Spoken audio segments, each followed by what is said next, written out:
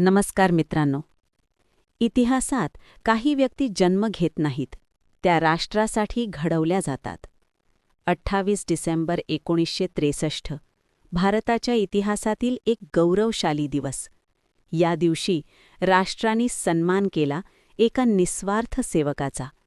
स्वातंत्र्य सैनिक, उत्तर प्रदेशचे पहिले मुख्यमंत्री आणि भारताचे गृहमंत्री गोविंद बल्लभ पंत.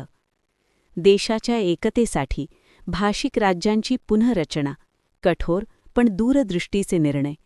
सत्ता नाही, सेवाच त्यांचा धर्म होता.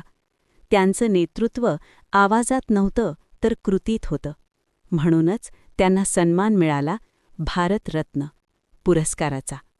गोविंद बल्लभ पंत नाव नाही, तो आहे राष्ट्रनिष्ठेचा जिवंत इतिहास, ज्यांचा प्रकाश आजही भारताला मार्ग दाखवतो. जय हिंद.